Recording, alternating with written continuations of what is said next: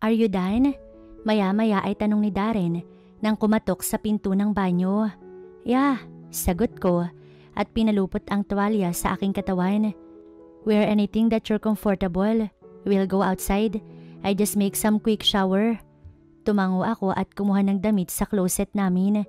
Para na kami mag-asawa na hindi kasal dahil magkasama kami sa isang bahay. Gamit namin ay magkasama at maging sa pagtulog ay magkatabi kami. Pero wala man lang linaw yung ugnayan namin. Naghanap ako ng simpleng dress, yung yellow-white na dress na napili ko. Hindi gaanong hapit sa katawan pero sexy pa rin akong tignan at hindi bastusin.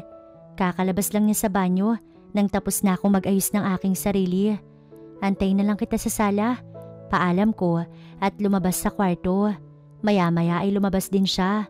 Tulad ng dati, tahimik lang kami hanggang sa makarating kami sa isang restaurant. Namangha ko sa loob na to. Hinawakan niya yung kamay ko at pumasok na kami. Yung kanina namang hako ay mas napamangha pa ako dahil sa pag-aayos dito. Sa gitna ng pool, may lamesa at upuan na parang may okasyon na para lamang sa aming dalawa. Did you like it? Yes, ano namang okasyon? I will tell you something later. Let's just enjoy this night. Aniya at ginaya ko paupo. Pagkaupo ko ay inabot niya ang kumpol ng puting rosas. For you. Salamat. Sagot ko at inabot ang bulaklak na kay sarap amuyin dahil ang bango-bango. Let's eat. Aya niya at tinawag ang waiter. Maya-maya ay dumating rin ang pagkain na kanyang ipinahanda. Nung matapos kaming kumain, hindi naman kami nakakapag-usap pareho kasi parehas kaming tahimik eh. Nahiya naman ako mag-open ng topic. Inabot niya ang kamay ko at saka hinaplos yun. Ikaw yung babaeng mahilig akong sawayin at talagang pinakapasaway na nakilala ko. Pero ikaw rin yung taong nagbigay sa akin ng kahulugan para mabuhay at maging masaya sa buhay. Napakaswerte ko dahil nakilala kita, Kari. I like you so much. Hindi pa man kita ganun kamahal, pero you're special to me. And I don't really want to lose you. Alam kong para sa'yo mabilis to pero Kari, will you be my... Naputo lang sasabihin niya nang tumunog ang kanyang cellphone. Wait for a while. Aniya at saka tumayo para sagutin ang tawag. Umupo na lamang ako sa tapat ng lamesa. Ano bang kadugtong nun? Marami kasing pwedeng idugtong dun. Yumuko na lamang ako at siya ay hinintay. Kari, we need to go home. Aniya at hinawakan ng aking kamay. Hindi niya ako hinintay na magsalita at basta na lamang hinila. Hindi ko din alam kung ano ba ang nangyayari sa kanya. Tila puno ng takot at pagkataranta ang kanyang muka. Why? What happened? Pero isa man ay wala siyang sinagot. Pagkahatid niya sa akin ay wala siyang sinayang na panahon. Binili niya na kung sakali man na mainip ako sa paghihintay sa kanya, ay umuwi na lamang ako sa aking bahay. Pabagsak ako na upo sa sala at hindi alam kung kailan siya uuwi dahil wala naman siyang sinabi. Gabi na ngunit hindi pa rin ako dinadapuan ng antok. Hindi ako makatulog. Wala pa ngang isang araw na wala siya, ay tila hinahanap ko na yung presensya niya. Hindi din kasi siya nagtitext sa akin. Ngayon lang ako nakaramdam ng ganito, pero sana hindi rin ito yung dahilan ng pagkawasak ng aking puso. 2 linggo na mula nang hindi siya magparamdam. Naaalala niya pa kaya ako? Bit-bit ang mga gamit ko nang huli kong lingunin ang mansyon. Napangiti ako ng mapait. Kakaunting alaala lang yung nagawa natin pero hindi ko yun malilimutan. Ngumiti ako at hinimas ang tiyan ko na medyo halata na ang umbok. Hindi ko inaakala na magkakatotoo pala, na magbubunga ang pagmamahal ko para sa kanya. What? Matinis na matinis ang sigaw ni Ryzen nang bumungad sa kanya ang aking itsura. Who's the father? Matalim siyang nakatanaw sa aking tiyan. Yung lalaking minahal ko, Ryzen. Sagot ko at hindi na mapigilan ng pag-iyak. Dapat niyang panagutan yan. Aniya sa matigas na tono. Hindi niya alam, kuya. Kung ganun, ipapaalam natin sa kanya. Aniya at hinawakan ng aking kamay. Pero hinila ko lamang iyon at saka umiling-iling. Wala na tayong magagawa. Iniwan na niya ako, Ryzen. Yumakap ako ng mahigpit sa aking kapatid. Napapangiti ako sa tuwing maaalala ko yun. Nalaman ko na lang kay Nathan na nakaalis na si Darren sa bansa patungo sa ibang bansa. Si Nathan, ang pinakamalapit na kaibigan ni Darren. Siya yung may birthday noon. Tara na, Mami. Aya sa akin ni Warren. Ito yung anak namin ni Darren. 5 taon na siya at 5 taon ko na ding sinasabing wala na ang daddy niya. Ano ba ang dapat isagot ko? Hinawakan ko ang kamay niya at nagsimula na kaming maglakad palabas. Paglabas namin ay may nakahintong sasakyan roon at nakita ko si Nathan. Nakatayo sa sasakyan at matyagang nag-aabang. Tito! Sigaw ni Warren at tumakbo palapit kay Nathan. Tinulungan ako magpalaki ni Nathan sa anak namin. Bilang kaibigan daw nito si Darren. Careful, kiddo. Aniya pa sa aking anak. Ihatid niyo po ba ako sa school? Yup, but your mommy will stay here kasi dadating yung Tito Ryzen mo. Ngayon ba yung dating niya galing Manila? Tanong ko patungkol sa aking kapatid. Pumasok ako sa bahay at naglinis at maging ang kwarto ni Ryzen ay nilinis ko na rin. Wala na ang mga gamit niya dito dahil may sarili na siyang bahay kasama si Angel. Malaki naman ang bahay kaya ayos lang naman.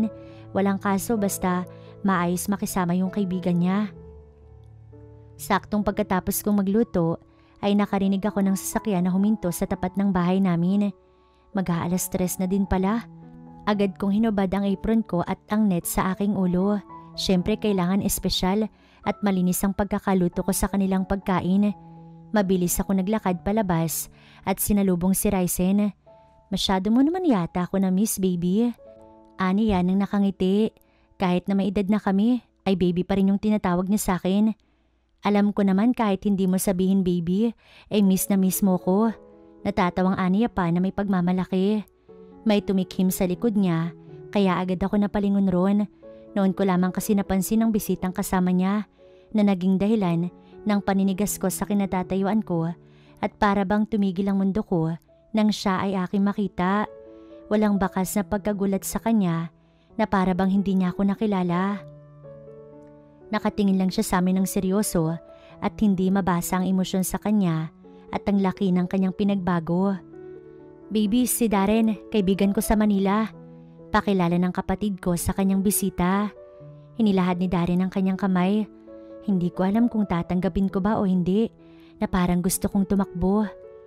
Kari, pakilala ko at nakipagkamay sa kanya. Ngumiti siya ng bahagya, yung ngiting kakaiba. Gustong tumulo ng luha ko. Sari-saring emosyon ang aking nararamdaman. Hindi ako mapakali sa aking kinaupuan. Nakakailang ang mga titig niya. Hindi man lang napapansin ni Ice ang lantarang paninitig ni Darren sa akin. The best ka talaga baby magluto, di ba Wen? Wika ni Ice. Oo, familiar sa akin yung lasa, parang natikman ko na noon. Sagot niya kay Ice at saka ngumisi. Talaga? Saan? Kasi ang alam ko, iba magluto si baby at kahit kailan, hindi ko nagaya yung mga lasa ng luto niya. Gulat na tanong ni Ice. Matagal na baka naalala ko lang yung luto niya. Sagot ni Darren, tsaka muling kumain. Naiiling na lamang ako sa ginagawa niya. Baby, si Warren pala. Tanong ni Ice. O nga pala, baka pa uwi na yon. Nasa school pa kasi kasama ni Nate. Nangunot ang noo ni Darren nang madinig yon. Mami! Malakas na sigaw ni Warren sa bukana at tsaka masiglang nagtatakbo papalapit sa akin. Nabitawan ni Darren ang kutsara na hawak niya habang napako ang mata sa bata. Nate, dito ka na kumain. Anyaya ko nang malingunan si Nathan. Naku, hindi na. Madami pa kasi akong gagawin eh. Maybe next time. Nakangiting Aniya at saka napalingon kay Darren. Nag-iba ang aura ni Nate. O pre, long time no see. Bati ni Nate kay Darren. Kalmado siya, ngunit alam kong nagpupuyos sa galit ang kanyang kamao. Magkakilala pala kayo? Tanong ng aking kapatid. Yap, batchmate. Si Darren ang sumagot noon. Sa pagkakatanda ko, ay best friend sila dati. So paano? Una na ako? Bahagyang hinimas ni Nate ang aking likuran. Bakit hindi pa kasi magpakasal? Pinapatagal pa? Natatawang ani Ice. Hindi pa kasi pumapayag ang kapatid mo eh. Handa naman ako maghantay. Saad ni Nate, tsaka naglakad palabas ng bahay. Mukhang nawala sa isip niyang dito matutulog si Darren. Kaya naman, hindi siya nagtagal dito. Itinuro isa-isa ni Ice sa mga parte ng bahay kay Darren Nasa kwarto na rin ako at wala nang balak lumabas pa. Nang makatulog si Warren ay agad ako naglinis din ng katawan at nagbihis ng pantulog na dress. Nakaramdam ako bigla ng uhaw. Dahan-dahan kong binuksan ang pintuan ng kwarto namin ni Warren. Tanaw kong patay na ang lahat ng ilaw, kaya naman lakas loob ako naglakad palabas, ngunit may humila sa akin papasok sa kabilang kwarto. Nanlaki ang mga mata ko nang iharap ako nito, tsaka biglang siniil ng halik. Nagpumiglas ako at malakas na sampal ang binungad ko sa kanya. "What are you doing, Darren?" Galit na aking tanong. "You will be mine again, Carrie, no matter what. I'll make sure of that. I've never been yours." Tinalikuran ko siya, ngunit natigil ako sa kanyang sinabi. "Ang bilis mo rin naman palang makalimot, Carrie. At nagkaroon ka ng one big happy family samantalang ako hanggang ngayon. Ikaw pa rin." Aniya, nang may mapait na pagtawa. Gusto ko siyang sumbatan, pero mas mabuti nang manahimik ako. Hindi ko pa kayang sabihin sa kanya na anak niya si Warren. At hanggang ngayon ay siya pa rin. Hindi siya nawala sa puso ko kahit na ginago niya lamang ako. Lumabas ako sa pintuan at bumaba. Uminom ako ng madaming tubig. Mula nang mangyari yun, ay hindi ko na siya kinausap. Madalang kami mag-stay ni Warren sa bahay. Palagi kaming lumalabas kasama ni Nate dahil ayoko mapalapit muli kay Darren. Hanggang isang araw, dapat ay matutulog na kami ni Warren kina Tita Angel. Nang bumungad sa pintuan ng mukha ni Darren, pagkabukas ko noon, puro pasa ang muka at putok ang labi. Nasapo ni Warren ang bibig niya sa gulat dahil sa nakita. "What happened to him, Mommy?" Alalang saad ng aking anak. "Warren, baby, umakyat ka muna sa kwarto. Gagamutin ko lamang si Darren." Tumango naman ang aking anak. Hindi ko alam, pero nag-aalala pa rin ako sa kanya kahit na sinaktan niya ang aking puso. Ano bang nangyari? Wala to. I deserve this all punches. "Wait me here. Kukuha kita ng gamot." Pero hinila niya ako at niyakap sa likuran. "I really love you so much. Please be mine again." Bulong niya sa aking tenga. Gusto kong maging marupok, ngunit hindi sapat yon para muling bumalik sa kanya matapos ng mga ginawa niyang pananakit sa akin.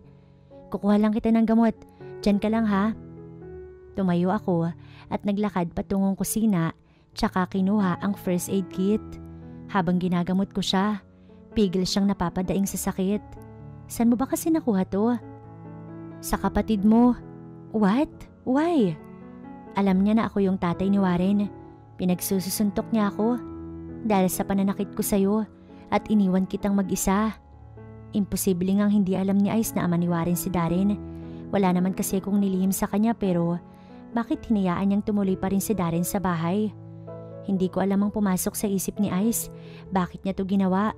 Kung tutuusin, kayang-kaya ni Darren yung kapatid ko dahil mas malaki yung katawan niya kaysa sa kapatid ko.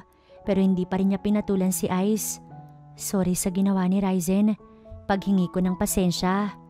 "Carrie, mahirap ba talaga akong paniwalaan na mahal kita?" Tanong niya at bakas ang sakit sa kanyang emosyon. "Even I want to believe you, masakit pa rin talaga yung nakaraan para sa akin." Sagot ko dito. "I almost stay here for 2 months. Hindi mo ba nakikita na sincere ako na mahal kita?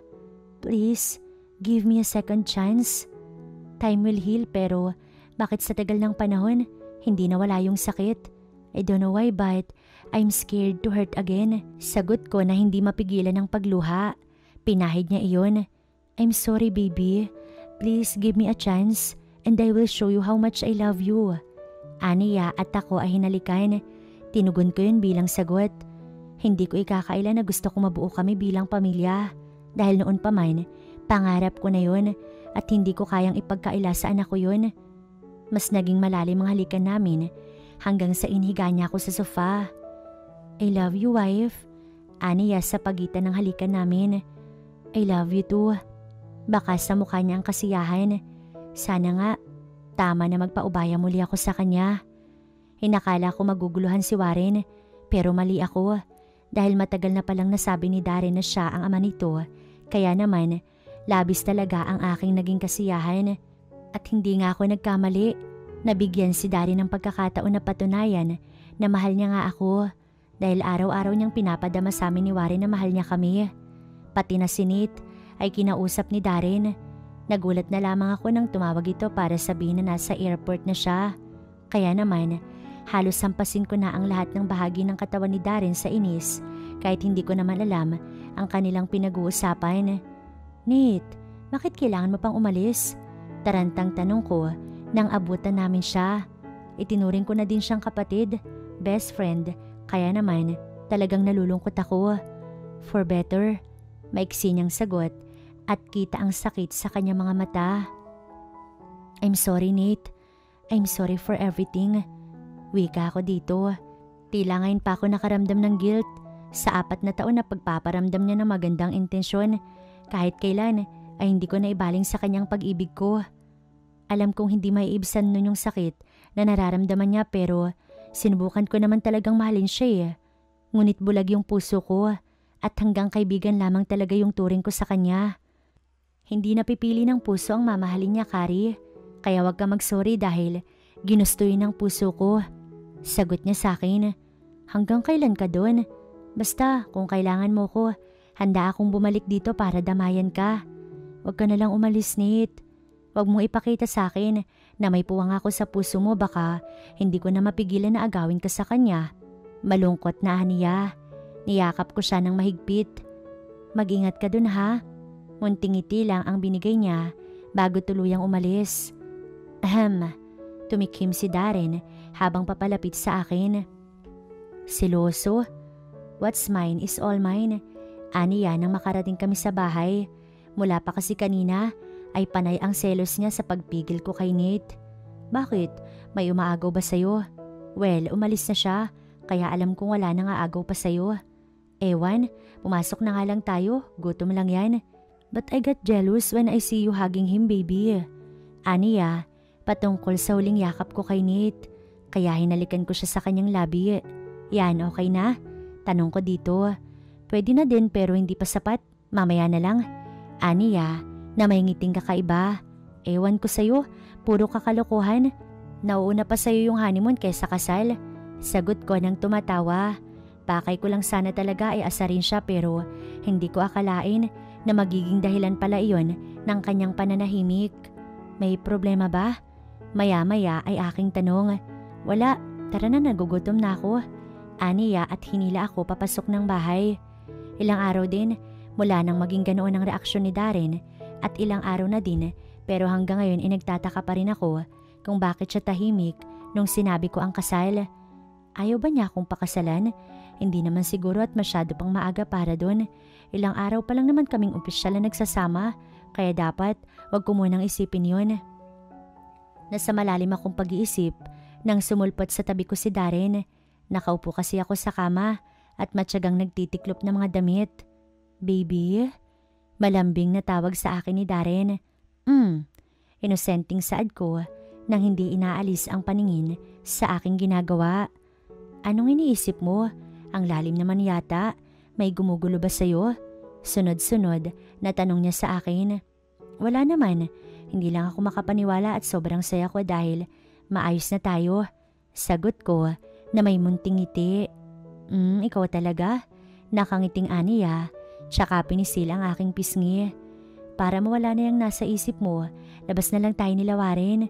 Mag-family dating tayo. Aniya, habang hawak ang aking kamay. Baka family bonding? Natatawang sabi ko at pagtatama na rin sa kanya. Dating, bonding, or whatever. Umikot ang kanyang mata. Pakiramdam ko tuloy ay nakikinikinit ako ng mga bata pa kami nung panahon na pumasok akong kasambahay sa kanya. Umugong ang malakas na tawa ko at saka napairap. Ewan ko sa'yo. Dali na baby, maligo ka na. Sabay ka? Tanong ko dito. You want? Aniya at tila naging mapanukso ang mga mata. Just kidding, sagot ko habang tumatawa. Pero natigil ako nang bigla niya akong hinila sa CR at mabilis na sinarado yon. Well, hindi biro para sa akin yun baby. Aniya at saka ako sinandal sa pader. Labas na. Utos ko pero hindi siya natinag. Palapit ng palapit ang mukha niya sa akin. Kaya napapapikit ako sa pag-aakalang hahalikan niya ako. Pero ilang segundo ako naghintay bago ako tuluyang napadilat. at natanaw kong kinuha niya ang sipilyo niya mula sa likod ko kung saan ako nakasandal. Sumili ang nakakaloko niyang ngiti sa akin. Make it fast, patungkol niya sa aking paliligo. Sa baba na ako maliligo. Hindi ko alam, ngunit paglabas ko ng CR ay may nakahanda ng dress sa kama. Nakabalot pa ako ng roba habang masayang tinititigan yun. San kaya niya kinuha to? Napapaisip na sabi ko sa aking sarili. Wife, bilisan mo. Sinundo na ni Warren si Ryzen.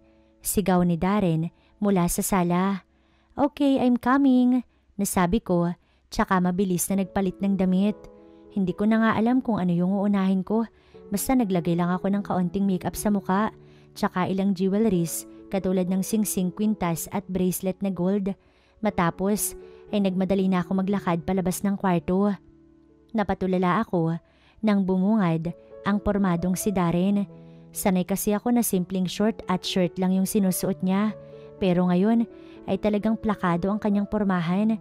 Para bang dadalo sa isang engranding salo-salo. Ngumiti siya tsaka tinawag ako. Gamit ang pagtango niya, senyales na bumaba na daw ako. Naglakad ako sa hagdan hanggang sa salubungin niya ako nang maugat niyang kamay. Inalok niya sa akin ang palad niya para alalayan ako pababa. At hindi ko naman tinanggihan yun. Bakit pinauna mo yung anak natin? Maya-maya ay tanong ko nang kami ay makalabas. Naroon at naghihintay ang sports car niya na hindi ko alam na mayroon pala siya noon. Kanina pa siya inip na inip sa'yo. Akala niya ay palaruan ang pupuntahan natin. Natatawang ani Darren. Ano nga ba?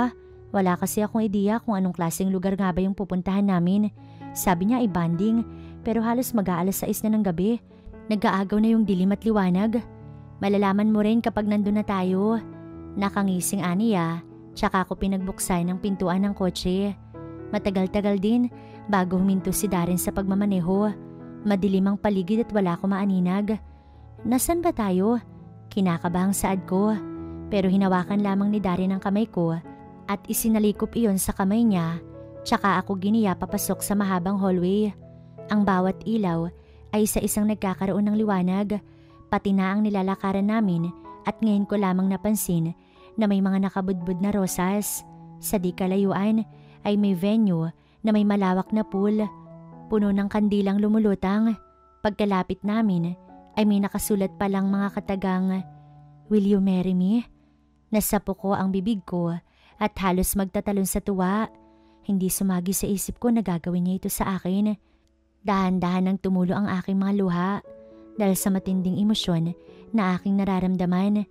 Huli ko nang napansin na narito pala si Ryzen at ang asawa niya, pati na yung anak ko at ilang malalapit naming kaibigan. Nagkaroon ng maliwanag na ilaw ang kabilang side ng pool at naroon ang ilang tumutugtog ng napakagandang musika sa pandinig. Nakagat ko yung ibabang labi ko, tsaka ako sinabit sa batok niya ang aking kamay. Matapos ay dahan-dahan niyang inilapit ang mukha niya sa akin hanggang sa maglapat ang aming mga labi, dahilan para magpalakpakan ng mga tao roon, kasabay ng malakas na hiyawan. I love you. I love you too. Sagot ko dito. Hindi ko inaasahan na ganun kabilis siyang maiayos ang kasal namin. Matiwasay na natapos ang reception at pagkatapos nun, dumiretso kami ni Darren sa venue ng honeymoon namin. Baguio ang napili ko. Gusto ko kasing pumunta sa strawberry farm. Nakwento niya yun sa akin dati. Aniya ay bumili siya ng bahay bakasyon na namin ni Warren doon kung sakali na ayawan namin ng mansyon niya. Ano ka ba? Ibaba mo na ako. Sambit ko habang hindi maitago ang kilig. Buhat niya kasi ako na parang pang bridal. No, matigas na aniya habang tatawa-tawa. Bubuhatin kita hanggang sa kwarto. Ano pa nga bang magagawa ko? Maskuladong tao si Darren kahit hindi na ako umangal pa. Kumapit na lamang ako sa leeg niya hanggang sa kusa niyang buksan ang kwarto ng bahay. Dahan-dahan niya ako nilapag sa kama. Pagtapos ay tinanggal niya ang kanyang Amerikanang suot. I just take a shower. Nahihiyang saad ko. Gusto ko kasing presentable at mabango bago kami gumawa ng seremonya. Tumagal ako sa CR. Ewan ko ba kung bakit ngayon ako tinamaan ng kaba. Samantalang ginawa naman na namin yun, kaya nga nabuo si Warren. Wife, are you okay there? Tanong niya kasabay ng malakas nakatok sa pintuan. Napalinga ako doon, tsaka ako nakagat ang aking labi. Oo baby, patapos na ako. Sagot ko, tsaka pinatay ang shower. Nakalimutan ko pa nga yung damit ko kaya lumabas ako nakatapi lang ng tuwalya. Habang kumukuha ko ng damit sa cabinet, ay ramdam ko ang paglapit ni Darren, pati na ang pagyakap niya sa akin mula sa aking likuran. Hinarap rin niya ako at hinalikan sa labi. Dahan-dahan niya ako hinalikan, pababa sa aking leeg. Nadadala ako na tila may umiikot na paro-paro sa aking tiyan. Habang hinahalikan niya ako, ay binuhat niya ako papunta sa kama. Hiniga niya ako ron. Nagtitigan muna kami bago niya ako hinalikang muli. Tanghali na nang nagising ako at maya-maya ay pumasok si Darren. Bit-bit ang tray na may lamang pagkain. Breakfast and lunch in bed. Aniya, nang may bit-bit na tray na pagkain, nilapag niya yun sa aking harapan. Parang mas gusto kitang tikman ah. Nakangusong aniya habang nagpapakute sa akin. Kumain ka na nga lang dyan. Suway ko dito. Matapos ang mahaba-habang kulitan ay nagaya si Darren sa strawberry farm. Yun kasi talaga ang dahilan kung bakit kami nasa Baguio ngayon. I miss this place so much. Ang huling punta ko dito ay kasama pa yung mami ko. May himigan ang lungkot sa kanyang tono. Kaysa mabalot kami ng lungkot, ay hinila ko na lamang siya papunta sa strawberry. Tara, pitas tayo. Aya ko para pawiin ang malungkot na topic na kanyang binuksan. May maliit na kubo doon at pumasok kami doon para magsuot ng mga gloves, sombrero, tsaka kinuha ang isang basket. Mukhang naiinip na si Warren sa amin kahit hindi na ako nagulat nang masilayan ang matamis ng ngiti niya kasama si Ryzen at Angel. Ma'am! Matinis ang boses na aniya nang tawagin kami ng kanyang daddy. Wala kaming choice kundi lapitan sila kahit aliw na aliw pa kami sa pamimitas. Naiinip na yung munting prinsipe nyo kaya ayan, sumunod na sa inyo. Natatawang ani Ryzen. Mahigpit na yakap ang sinalubong ni Warren sa akin. Hindi ako makapaniwala na sa tagal ng panahon ay mabubuo din kami. Ang akala ko ay talagang kalilimutan na kami ni Darren. Ngunit heto siya. Kahit 3 taon na kaming kasal ay heto siya at patuloy pa rin sa pagbawi sa amin ng kanyang anak. Malamig na hangin ang sumalubong sa akin habang pinapanood ko si Warren sa paglalakad palabas ng mansyon. Sa ngayon kasi ay elementary na siya. Mahigpit at mainit na yakap naman ang bumalot sa akin. Naroon pala yung asawa ko sa likod. Inaamoy ang malambot kong buhok at matyagang isinisiksik ang mukha niya sa aking leeg. Baby, pwede na yata nating sundan si Warren. Big boy na siya. Nanunuyo at nanlalambing ang tinig ng aking asawa. Ano ka ba? Umagang-umaga ganyan ka? Natatawang aniya. Baby, aalis na naman ako bukas. Gusto ko nang magka-baby ulit. Naglalambing pa din na aniya. Palagi na kasi siyang busy dahil sa pag-aasikaso ng negosyo namin sa US. Mula nang mawala yung mami niya, ay siya na ang nagpalakad sa lahat ng kanilang negosyo. Napatawa na lamang ako. Kinawit ko ang kamay ko sa batok niya, saka binigyan ng malalim na halik. Napabuga ko ng hangin matapos niyang bitawan ng labi ko. Matapos ay bumagsak kami sa malambot naming kama. Malagkit na titigan ang pinakawalan ng mga mata namin bago muling nagdoop ang mga labi namin na para bang may kanya-kanyang buhay. Naka-aircon ang kwarto pero balot ng pawis ng buong katawan ko matapos namin gumawa ng kakaibang kaligayahan sa bawat isa. I'm sure pagbalik ko naglilihi ka na. Natatawang aniya pa, tsaka hinagkan ang aking noo. Napatawa na lamang ako, tsaka ko pinikit ang mata ko kasabay ng mahigpit na pagyakap sa aking asawa.